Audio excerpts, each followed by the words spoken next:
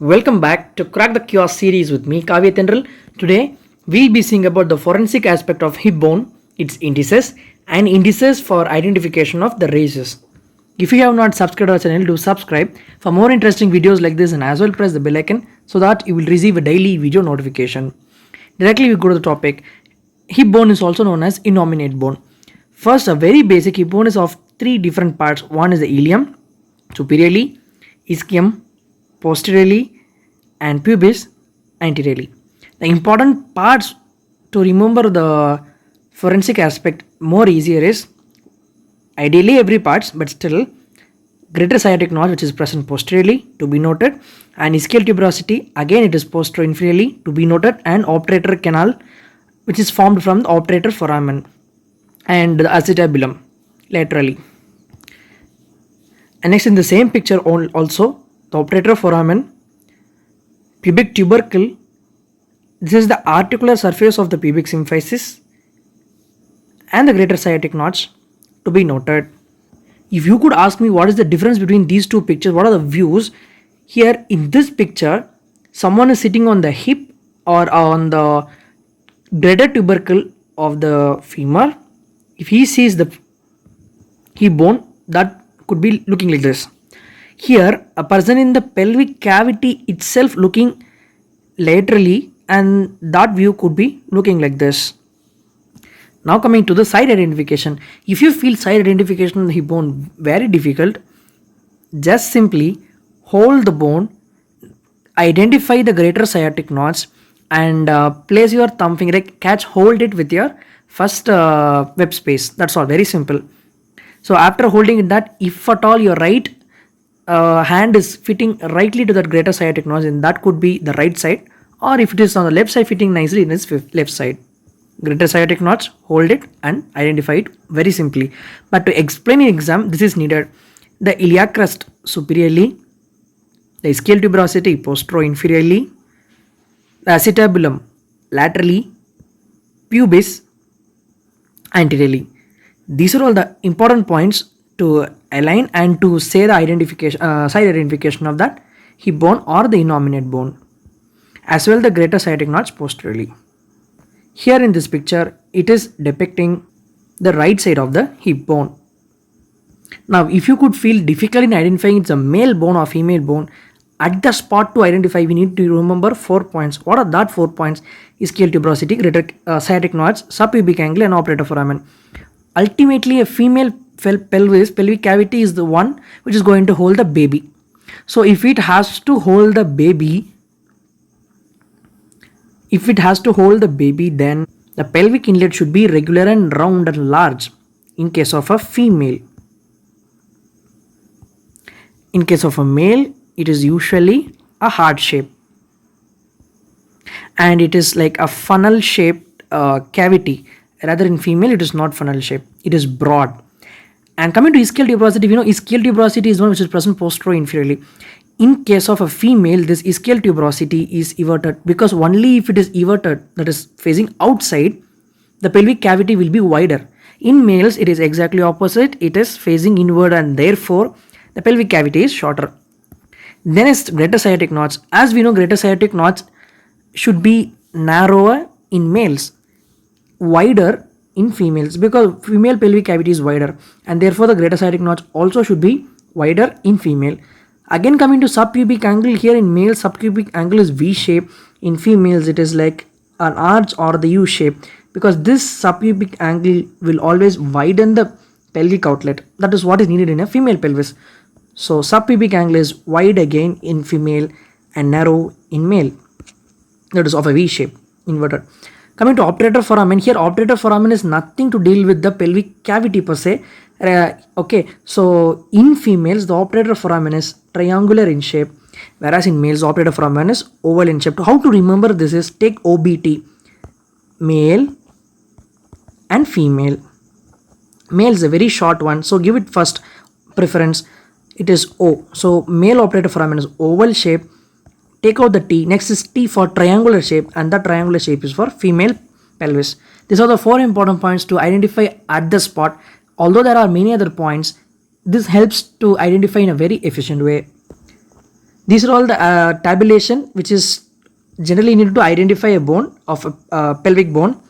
Here usually all the bones of a male will be rugged, marked, there will be bulky muscles, right? So there will be rugged bone surface and marked attachment, whereas in female it will be more smoother. This is for all bone.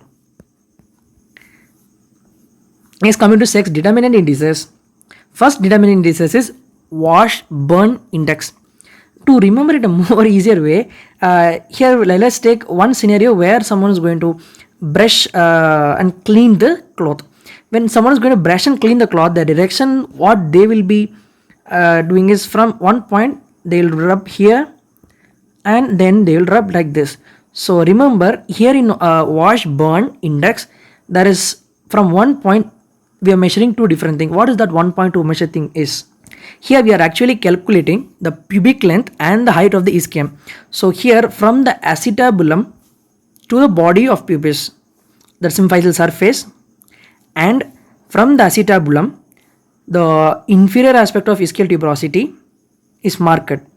And from this, we know that obviously OB, that is the ischial length is larger, and that could be the denominator to get a very positive value.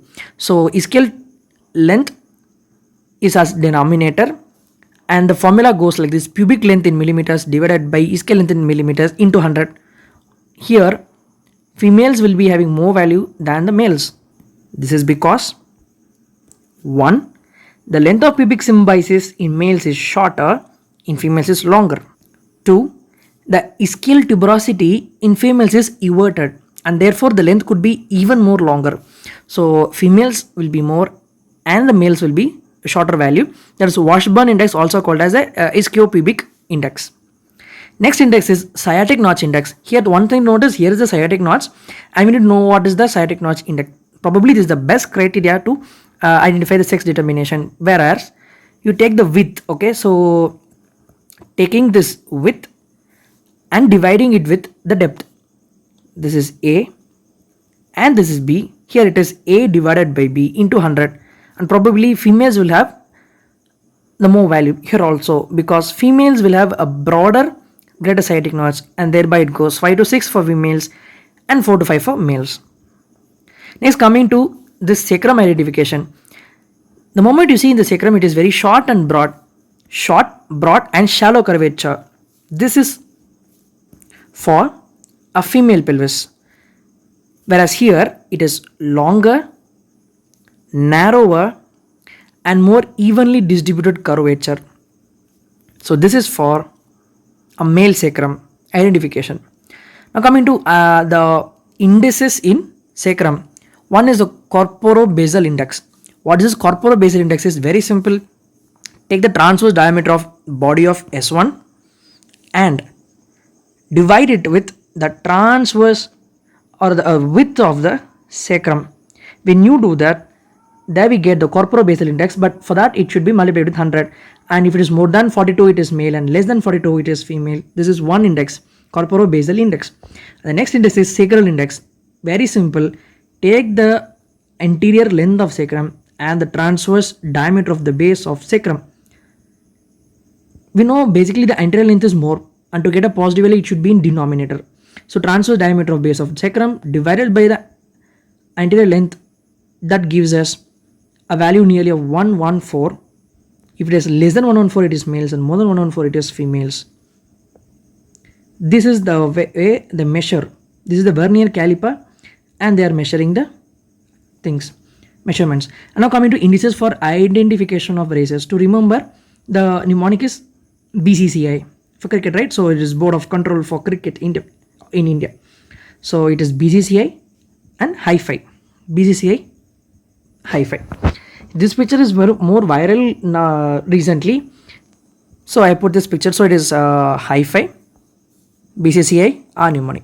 What is this BCCI is? Brachial index, cephalic index, crural index,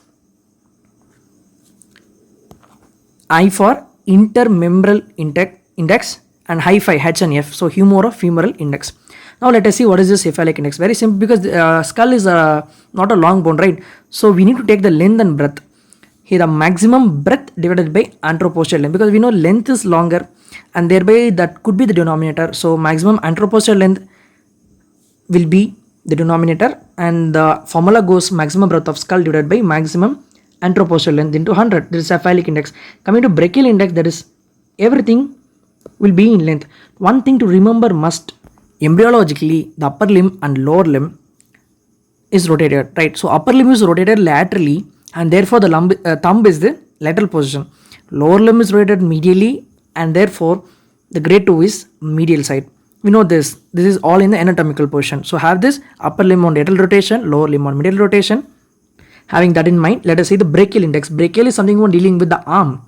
So what are the bones in the arm? Is one is the humerus, and then radius and ulna, and the scapula. The scapula is basically a flat bone, so we're not considering this. So coming to humerus, radius, ulna. Upper limb is laterally rotated. So take radius. This is only an idea to remember. It's not a theory explained like that. So it is idea to remember. So take the length of radius divided by length of humerus. That could be the brachial index. Everything multiplied by 100. Crural index is basically to the lower limb. How to remember this is crus. We'll remember like crus. I mean the cruciate ligament. Okay. So cruciate ligament is the one which is related to a knee joint, and therefore we are dealing with the knee joint bones, that is tibia, femur, and fibula. Now we know fibula is not involved in the formation of knee joint. So it is the length of tibia divided by length of femur into 100. This is a crural index. Next, coming to intermembral index is basically from we get with the length of humerus plus the length of radius, that is the upper limb, and divided by the lower limb. What we have found, humerofemoral index is length of humerus divided by length of femur into 100. So to concise, indices of identification of races is BCCI Hi5. So B for brachial index, C for crural index, C for cephalic index, and I for intermembral index, I for H and F. So it is humerofemoral index. Thank you so much for your patient listening.